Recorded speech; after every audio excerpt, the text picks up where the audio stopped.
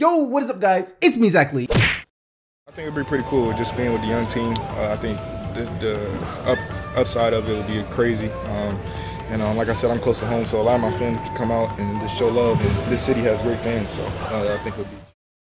I have spent the past 12 hours and 22 minutes trying to figure out what exactly it was that Danny Ainge just did. Looking at it from all angles, trying to find the light in the darkness. After these past 18 or so hours of thinking, I have come to one solid conclusion. I have absolutely no idea what it is that Danny Ainge is thinking. I said yesterday that if this trade were to go down and the Sixers and Celtics swapped picks in this year's draft, that there would be a third team involved. The trade went down yesterday and there was no third team involved. Now, this doesn't mean that Boston doesn't have something else up their sleeve in terms of trades, but I'll get into it in a second, all about that. First, let's take a look at the official trade. See, the Sixers got the #1 pick in this year's draft, and the Celtics got the #3 pick in this year's draft, as well as one of the Sixers 2018 first-round picks that was originally from LA that is protected, rumored to be if it lands 2 to 5, then Boston gets it. If anything else, Philly keeps it. And if Philly does keep it due to that protection, then Boston automatically get the Sixers 2019 first-round pick that was from Sacramento. That's it. No other players, picks, or anything. Basically, they moved down 2 spots in the draft to potentially get a pick next year. And if not next year, then the year after that. And of course, there's not even a guarantee that those future picks will be top 3 or top 5, maybe like 7, 8, 9, or 10, something like that. Which is why I was thinking about this so long and so hard. 23 hours and 3 minutes of thinking about this. I just can't wrap my mind around it. Like, Boston, I hope you did this trade with something else lined up as well. If the draft comes around and you take, let's say, Josh Jackson or someone like that, and that's the end of it. No trades, no nothing, I will be beyond confused. See, I would say that they just wanted Josh Jackson because they worked out both he and Markelle Fultz and were more impressed with Josh Jackson, but Josh Jackson hasn't even worked out with the Boston Celtics yet. The one workout he had planned, he canceled, and there is no scheduled workout as of this moment, and with the draft being only, what, 4 days away, that's not looking too promising. And even then, while Josh Jackson does have lots of potential and could be a really nice player, we're talking about Markelle Fultz, a once-in-a-generation type scorer. The guy can go out there and get buckets. A player like him does not come around every year. And I know all other 29 teams in the NBA would rather have him than anyone else in the draft this year, no matter how stacked it is. That's why Philly was so determined to move up in the draft. You had rumors about the Lakers wanting to move up in the draft. Everyone wanted this pick, and Philly got it for a pretty good price too. But that being said, all that out the way, I still do strongly believe that the Celtics are gonna trade the picks. But this also has me extremely confused. See, unless they were on the phone in between calls with Philly, working out this trade with another team, and the other team was basically telling them exactly what they wanted, I just don't see how this trade would help Boston to land a huge player. What team would rather have the 3rd overall pick plus some future first rounder instead of the guaranteed #1 overall pick and a player that is seen as a once-in-a-generation type player in Markelle Fultz? It just doesn't make any sense. If the Celtics were to do a trade for a star like Jimmy Butler or whatever, wouldn't you think that Chicago would rather have the #1 overall pick in this year's draft plus the first-round pick that Boston already has from the Nets in next year's draft as well? Like, I just don't get it. Maybe the last time the Celtics spoke to the Bulls about Jimmy Butler, they were like, we'll only give him up for 3 first-rounders within the next 2 years. And the Celtics did this move so they could have 3 potential first-rounders in the next 2 years to offer. You know, maybe that's the case. Or maybe they had a couple of trades lined up but just didn't have enough picks to satisfy both parties. So they did this trade to get another pick. But at this point, I'm just trying my hardest to rationalize this trade from Danny Ainge's perspective. If a trade does go down though, I'd imagine it would have to take place before the actual draft, because I think the team that would be getting into the top 3 would want to start scheduling workouts with players as fast as possible, instead of just going into the draft basing it off of what they've seen in film. And the actual trade between Boston and Philly will be finalized Monday, so I expect not too long after it's finalized for another trade to hit the headlines. On to Philly's side though. Remember, not too long ago, this was a team that was a laughingstock of the NBA world. Sam Hinkie was perceived as a madman. Like, what is he doing? Just getting picks and trading them for more picks and then trading those picks for more picks. He does realize at some point that the end goal is to build a team that can compete and win, not just to keep being in the lottery, right?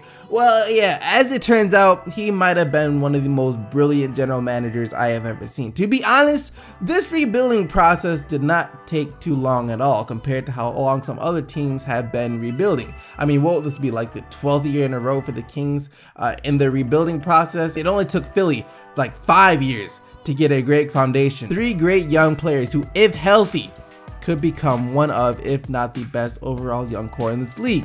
And on that note, I know there are some skeptics out there that just don't trust the health of some of these Sixers players. Joel Embiid has only played 31 games throughout his first 3 years in the league. Ben Simmons hasn't played a single game yet, but I have no doubts that Embiid will stay healthy and Simmons will be great, and that Fultz will fit right in as well. According to Embiid's social media posts, at least, the 3 of them already seem to be getting along great. They knew yesterday when Fultz came to work out for Philly that they will be playing together next year, and they're excited about it. I'm not even a Sixers fan, and I'm excited about seeing what they can do next year. One of the things we have to look forward to the most is the young teams in the league next year.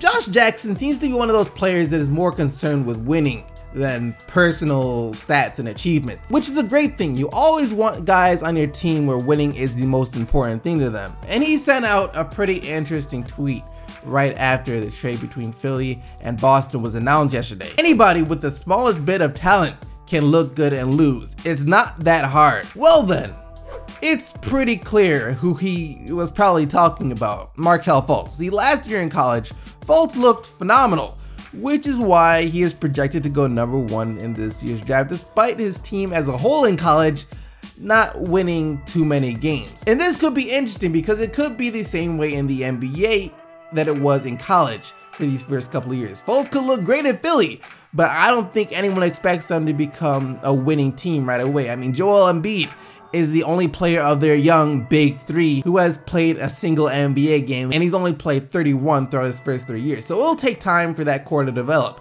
And if Boston keeps the pick and selects, let's say, Josh Jackson, he probably won't look as good as Markelle Fultz since he won't get as many minutes and touches, but his team will be winning, so I guess he'll be happy. And overall though, I'm just liking how competitive this draft class is looking so far. It already seems like we could have a couple of great rivalries within this draft, with Josh Jackson and Markelle Fultz, and then of course De'Aaron Fox and Lonzo Ball.